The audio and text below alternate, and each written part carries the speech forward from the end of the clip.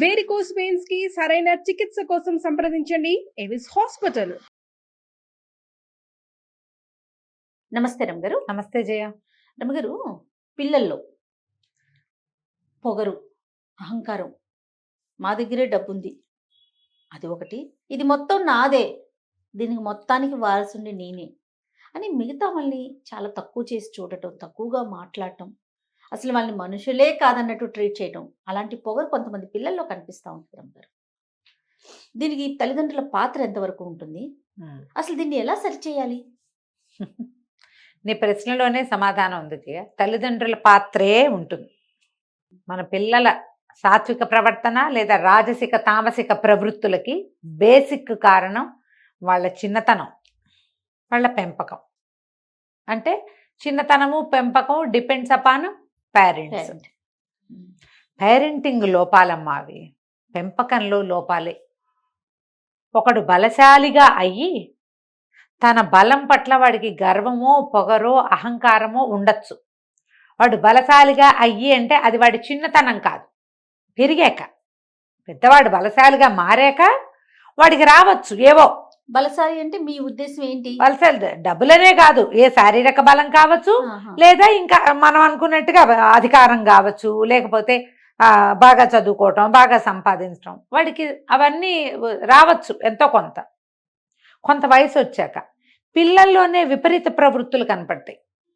ఎవ్వరికి సారీ చెప్పరు, ఎవ్వరికి థ్యాంక్స్ చెప్పరు, పొరపాటుని అడ్మిట్ చేయరు, నేను కింగ్ అన్నట్టు ప్రవర్తిస్తారు, ఇతరులకి గౌరవం ఇవ్వరు, తన క్లాస్మేట్స్ని గౌరవించరు, వీడు తనలాంటి వాడి అన్న భావాలు కలిగి ఉండరు, నేను క్వీన్ నేను కింగ్ని అనే భావం కలిగి ఉంటారు, నాకేం తక్కువ లాంటి భావాలు కలిగి ఉంటారు. ఇప్పుడు ఏమీ లేని మామూలు కుటుంబాల నుంచి ఖరీదైన కుటుంబాల వరకు ఈ రకమైన ప్రవృత్తి ఉండొచ్చు. ఇందులో డబ్బే ఉండక్కర్లా, అమ్మా నాన్నలకి డబ్బు అధికారమే ఉండక్కర్లా, పెంపకంలోనే వీళ్ళకి మామూలుగా ఉన్నా పిల్లాడు ఏది అడిగినా కాదంటారు. బేసిక్ నో చెప్పరు జయ. బేసిక్గా నో అనేది, ఇప్పుడు పిల్లాడు ఎంతసేపు చేతులు చాచి ఎత్తుకోమంటాడు, వాడికి అనారోగ్యమో జ్వరమో ఆకలో భయమో ఉంటే ఎత్తుకోవాలి. ఊరికే మారానికి ఎత్తుకుంటే మాన్పించాలి వాడిని. మాన్పకుండా వాడు అన్నప్పుడల్లా నువ్వు ఆ పని చేస్తూ ఉంటే అలవాటైపోతుంది వాడికి. ఎవరినైనా కొరికాడు కొట్టాడు కేకలే అనకపోతే అనాలుగా అనాలి ఒక మాట అనరు చాలామంది. అనకుండా పిల్లాడు నందంటే నంది పందంటే పంది, వాడు ఏ మాట మాట్లాడినా నవ్వి, వాడు ఏం పిచ్చిబాగుడు బాగినా ఎంకరేజ్ చేసి నవ్వుకుని ఒకళ్ళల్లో ఒకళ్ళు చెప్పుకుని ఆ మాట గొప్పలు ఫీల్ అయ్యి ఆ మాట కరెక్టేనని వాడికి అర్థమయ్యేలాగా చేస్తారు. ఇది మామూలు కుటుంబాలు, చిన్నగా ఏదో చిన్న పని చేసుకునే కుటుంబాల్లో కూడా ఉంటుంది. లేక ఇప్పుడు ఎలా అయిందంటే సమాజం, ఇదివరకట్లాగా తామర తంపరగా పిల్లలేరు జయ, లేరు. మనకే 2 పిల్లలు, మనం ఇంతంత వాళ్ళం అయ్యాక మన పిల్లలు మన బుడ్డ పిల్లలు, మనం పెద్దాళ్ళం అయ్యాక మనకు మనవలు పుడతారు. ఆ మనవడు నందెన్నా మనకు నచ్చుతుంది, పందెన్నా నచ్చుతుంది.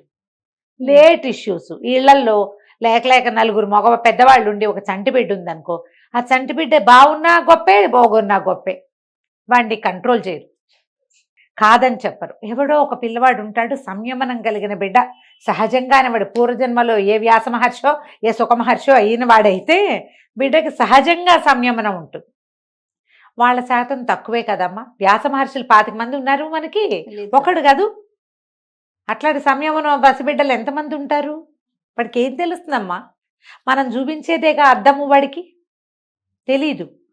వాడు ఇష్టారాజ్యంగా ఉంటాడు. కొంతమంది పిల్లలు కంట్రోల్డ్గా ఉంటారు, చాలా రేర్ అది. ఇప్పుడు ఆ 6 పెద్దవాళ్లలో 8 పెద్దవాళ్లలో ఒక పసిబిడ్డ ఉంటే వాడికి కంట్రోలు ఉండదు, వాడికి నో తెలీదు, లేదంటాం కాదంటాం ఆగంటాం వద్దంటాం వాడికి అర్థం కాదు. వాడు ఏం చేసినా వాడికి కరెక్ట్. వీళ్ళల్లో సగానికి పైగా వాడిని ఓకే చేస్తారు. ఒకళ్ళు 2 ఉంటారు, పిల్లాన్ని ఇట్లా చెడగొడుతున్నాం మనం అనిపిస్తుంది, మిగిలిన వాళ్ళు వాళ్ళని పడనివ్వరు. అందరిళ్లలో సాధారణంగా సమాజంలో ఇదే పరిస్థితి ఉందమ్మా. ఇప్పుడు ఇదే పరిస్థితి. ఇక్కడ ధనిక పేద తేడా లేదు. డబ్బులున్న వాళ్ళు పిల్లల్ని చెడగొడుతున్నారని అనుకోకండి, డబ్బులు లేని వాళ్ళు కూడా చెడగొట్టుకుంటారు.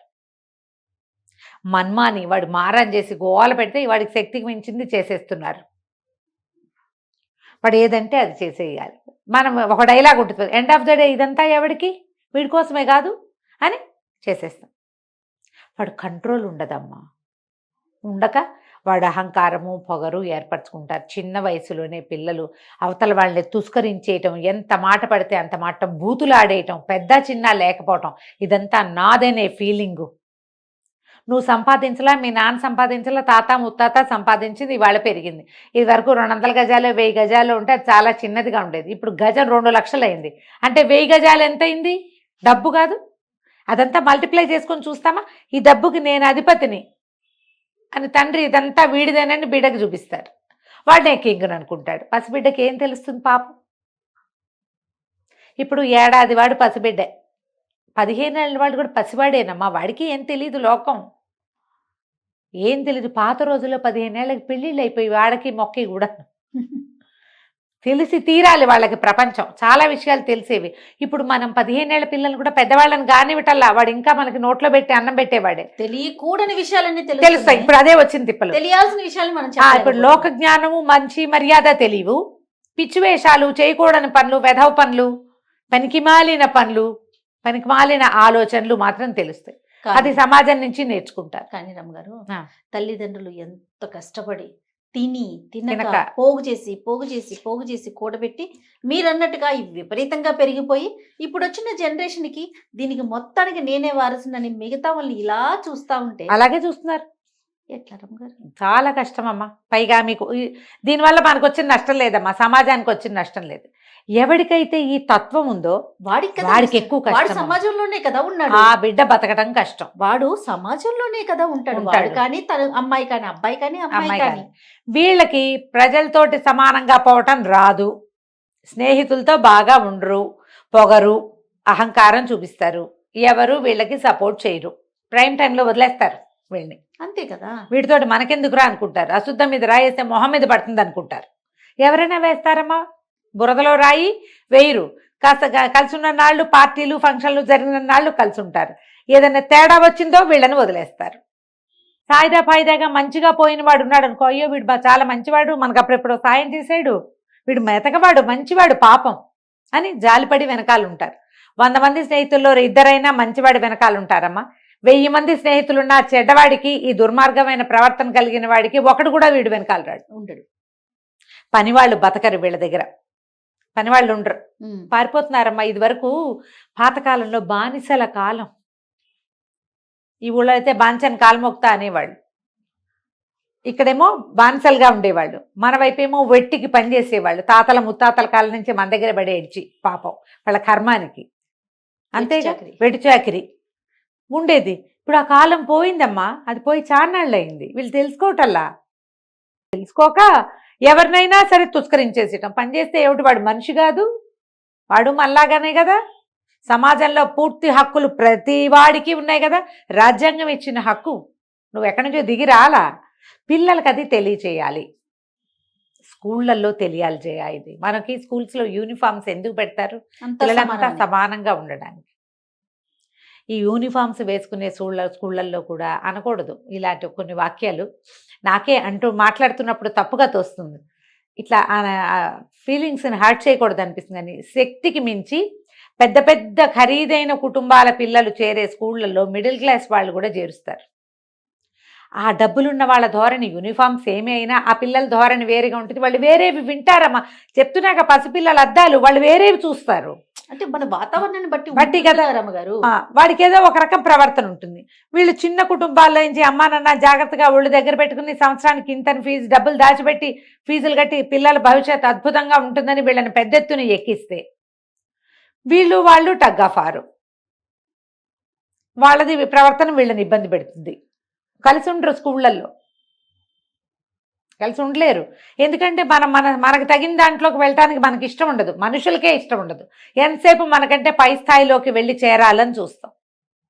ఆ లోపల ఎంత హర్ట్ అవుతామో జయ. రమ్మగారు, పై స్థాయికి వెళ్ళాలన్న ఆలోచన కరెక్టే, దానికి మనం కష్టపడి మెట్టు ఎక్కి మనం పైకి వెళ్ళాలి. అంతేగాని వేరే వాళ్ళని చూసి మనం వాతలు పెట్టుకోవద్దు కదా, కష్టం ఉండొద్దు. పిల్లలకి అర్థం కాదు కదమ్మా, అది కష్టం అనేది ఒకటి ఉండాలి. ఇప్పుడు పెద్దవాళ్ళకి అవన్నీ అర్థం అవుతాయి, కానీ పెద్దతనం కాదు, ఇది స్కూల్స్ లోనే అయిపోతాయి ఇవి. సామాన్యుల పిల్లలు చేరుతారు, హై క్లాస్ వాళ్ళ పిల్లలు అక్కడే చేరుతారు. ఉమ్. ఆ పిల్లలకి వీళ్ళ మీద రోప్ చూపించేందుకు అవకాశం వస్తుంది. అక్కడి నుంచే వాళ్ళు ఇదైపోతారు కదా, సమస్యల్లో పడతారు, అంతేగా. గ్రూప్స్ అయిపోతారు. ఇందులో మళ్ళీ ఒక్కొక్కడు జోరుగా తెలివైన వాడు, అథారిటీగా ప్రవర్తించేవాడు, తండ్రులు పెద్ద అధికారంలో పెద్ద పెద్ద పోస్టులలో ఉంటే వాళ్ళ అథారిటేటివ్ స్పిరిట్స్ ఉంటాయి కదా, చూస్తారు కదా, అవి కాపీ చేస్తారు. స్కూళ్ళలో ప్రయోగించేస్తారు. అప్పుడు మనం ఏం చేయాలి, వీళ్ళని ఇళ్లల్లో కంట్రోల్ చేయాలి. అలాంటి పిల్లల్ని ఇళ్లల్లో ఏ పిల్లలకైనా అమ్మ ప్రధానమైంది స్కూల్కి వెళ్ళేటప్పుడు బుల్లింగ్ చేయటానికి ఎంకరేజ్ చేయకూడదు. వాడు ఎవడో కొడుతున్నాడు అంటే టీచర్కి చెప్పు, నేను వచ్చి మాట్లాడతా అనాలి. కానీ ఏంట్రా వాడు కొడుతుంటే ఊరుకున్నావు, రౌండ్ పీకు నువ్వు కూడా అని చెప్పచ్చా? చెప్పకూడదు, టీచర్తో చెప్పాలి. పేరెంట్స్ చూసి ఒక్కొక్కసారి ఏమవుతుంది, పేరెంట్స్ వాళ్ళు వీళ్ళు చేరుకున్నాక ఈ పేరెంట్స్ ఒకళ్ళు జోరుగా ఉంటారు, ఈ జోరు వాళ్ళది పై చేయి అవుతుంది. ఇప్పుడు జోరు వాళ్ళ పిల్లవాడిది ఆటోమేటిక్గా పై చేయి అయిపోతుంది. 3-4 సార్లు అలా 3-4 సందర్భాల్లో జరిగిందనుకో, వాడు నేను కింగ్ని అనుకుంటాడు, వాడికి తెలీదు. ఈ సమాజం అంతా పోటీ. మనం ప్రపంచంతో పోవాలంటే అందరితోటి కలుపుకుని వెళ్ళాలి.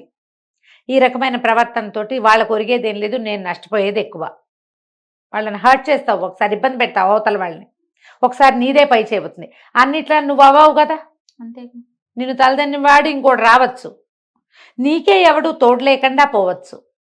మంచి కథలు చెప్పి పిల్లలకి చిన్నతనంలో ఇలాంటి దుష్ప్రవర్తనని ఆ మారల్ స్టోరీస్ చెప్పాలి. మోడెస్టీ అన్నిటికంటే అద్భుతమైన మార్గం. ప్రపంచంతో కలిసి వెళ్ళాలి అంటే వినయపూర్వకమైన ప్రవర్తనే మనని ముందుకు తీసుకెళ్తుంది. అంటే వాళ్ళందరూ బుల్లింగ్ చేస్తే మేము వినయంగా ఉండాలా అని అడుగుతారు కొంతమంది. వినయంగా ఉండద్దు, తప్పుకునేళ్ళు, అది నేర్పాలిగా. మనం తగ్గిపోవద్దు, తగ్గద్దు, పోని దిగిపోయినట్టు ఉంటుంది. తగ్గాలంటే తప్పించుకో, నీ దారి నువ్వు ఉండు, ప్రవర్తన మార్చుకో, ఇలా చేయొద్దు.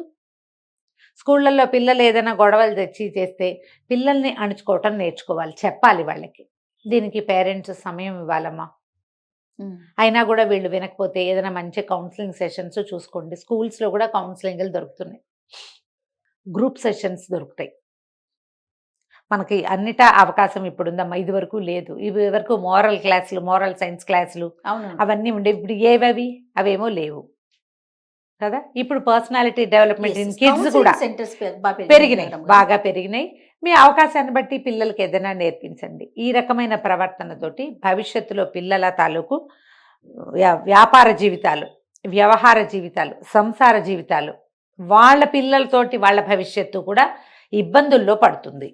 గొప్ప ఉంటే ఉండొచ్చు, కానీ తగ్గి ఉండటం నేర్చుకోవాలి. గొప్పలు అందరికీ ఉంటాయి, ఎవడికి వాడు గొప్ప, అంతే కదా. అంతే కదా. వాడికి ఎంత గొప్ప ఉన్నా అది వాడికే కానీ పక్కవాడికి కాదు కదా. పక్క వాళ్ళకి ఏమి ఉండదు, అంత సమాజం అంతా ఎవరి గొప్ప వాడిదే ఉంటుంది. ఇది నేర్పించాలి, చెప్పాలి, అర్థం చేయించాలి. ఒకవేళ మీ పిల్లల్లో ఇలాంటి ప్రవర్తన కనపడితే వాళ్ళని తగ్గించేందుకు మీరు ట్రై చేయాలి. చిన్న చిన్న షార్ట్ ఫిల్మ్స్ కొన్ని చూస్తుంటాను నేను. ఒక షార్ట్ ఫిల్మ్ చెప్తా, 2-4 వాక్యాల్లో అయిపోతుంది. ఓ తల్లి పిల్లాడు, దీపావళికి డబ్బులు ఇస్తుంది తల్లి. వాళ్ళ ఇంట్లో ఒక పనిచేసే అమ్మాయి ఉంటుంది. పనిచేసే అమ్మాయి అంటే పనిచేసే అమ్మాయికి ఎక్కువ డబ్బులు ఇచ్చి కొడుక్కి దీపావళికి తక్కువ డబ్బులు ఇస్తుంది తల్లి. దానికి ఎందుకు ఇచ్చావు, నాకెందుకు ఇవ్వలేదు, అయినా జీతం ఇస్తావు కదా డబ్బులు ఎందుకు ఇస్తావు అని ఏదో పోట్లాడాడు. వాడు ఒక టీనేజ్ బాయ్. ఆవిడేమంది, సరే దాన్ని మాన్పించేస్తా, ఫ్యాన్ తుడు నువ్వు కాస్తా అని చెప్తాను. వాడు ఫ్యాన్ ఎట్లా తుడవల్ల వాడికి అర్థం కాదు. ఫ్యాన్ కింద మంచం ఉంటుంది, ఫ్యాన్ కింద మంచం. సరే ఏం చేశాడు, గబగబా తుడిచాడు. చూస్తే మంచం అంతా ఇల్లంతా దుమ్ము పడిపోయింది. వాళ్ళమ్మ ఇలా చేయి తిప్పుతుంది వాడిని చూసి. ఉండని గీత ఫ్యాన్ తుడవమ్మా అంటుంది. అలాగే దీది అని అమ్మ ఏం చేస్తుంది, చకచకా వచ్చి న్యూస్ పేపర్ పట్టుకొచ్చి మంచం నిండా పేర్చేసి ఒక పక్కన నిలబడి నిమిషంలో ఫ్యాన్ తుడిచేసి ఈ దుమ్ము పడిన పేపర్లు మడిచేసి పక్క మామూలుగా సవరిచ్చేసి వెళ్ళిపోతుంది. ఇప్పుడు నీకు డబ్బులు ఇవ్వాలా, దీనికి డబ్బులు ఇవ్వాలా అని అడుగుతుంది వాళ్ళమ్మ. ఎంత బాగుంది కదా. ఆలోచించండి, మీ పిల్లల్ని ఇలా కరెక్ట్ చేయండి. పని వాళ్ళని గౌరవించాలి, మనతో పనిచేసే వాళ్ళని గౌరవించాలి, పనితనం ఎవరి దగ్గర ఉన్నా గౌరవించాలి. అది కదా, మనకి సహాయం చేసే వాళ్ళని గౌరవించాలి. సమాజంలో అన్ని రకాల వృత్తులు గౌరవప్రదమైనవే, అన్నీ ఉపయోగపడేవి. ఏ వృత్తి చేసేవాడు ఎవరికంటే తక్కువ ఎప్పుడూ కాదు. ఒకడు ఎక్కువ ఒకడు తక్కువ ఈ రోజున లేదు, ఎప్పుడూ లేదు. అప్పుడు అనుకునేవాళ్ళు, కానీ అది కాదు అసలు. ఆనాటి సమాజం ఇప్పుడు లేదు. ఇది మనం అర్థమయ్యేలాగా చిన్న చిన్న వాక్యాల్లో కానీ పెద్ద పెద్ద నాలాగా స్పీచుల్లో కానీ అర్థమయ్యేలాగా చెప్పుకోండమ్మా. ఎందుకంటే బెటర్ సమాజం ప్రతి వాళ్ళకి కావాలి. వాడెవడో పాపం కష్టపడుతున్నాడు, వాడికే బెటర్ సమాజం కావాలి, మాకు అక్కర్లేదు, మాకు డబ్బులు ఉన్నాయంటే కుదరదు. అందరికీ బెటర్ సమాజం కావాలా? ఆ బెటర్ సమాజానికి ప్రతి ఒక్కడూ ఆధారభూతంగానే ఉండాలి కదా. అంతే. అందులో మన బిడ్డలు ఎందుకు వెనకబడిపోవాలి? మన పిల్లలు కూడా వెళ్ళాలిగా అందులోకి. ఇలాంటి ఆలోచనతోటి స్కూల్స్లోనూ ఇళ్లల్లోనూ కూడా ఎంతో కొంత మోరల్స్ నేర్పించేందుకు ట్రై చేయాలి. స్కూళ్ళల్లో ఒక మోరల్ సైన్స్ క్లాస్ ఉండి వాళ్ళకి ఇలా సమానత్వము, సాధికారత, సరైన పదాలతోటి మంచి భాషతో ఏదైనా చెప్పించగలిగితే గవర్నమెంట్ స్కూల్స్లోనూ ప్రైవేట్ స్కూల్స్లోనూ కూడా చాలా బాగుంటుంది. మనకి ఎందుకో అలాంటి పద్ధతి ఇప్పుడు తగ్గిపోయింది. అది లేకపోవడం ఒక ఇబ్బంది ఏమోనని అనిపిస్తుంది నాకైతే కదా. అవునండి. ఈ వైపుగా విద్యా సంస్థలు కూడా ఆలోచిస్తే బాగుంటుంది. రైట్ రమ్మ గారు, నమస్తే. నమస్తే.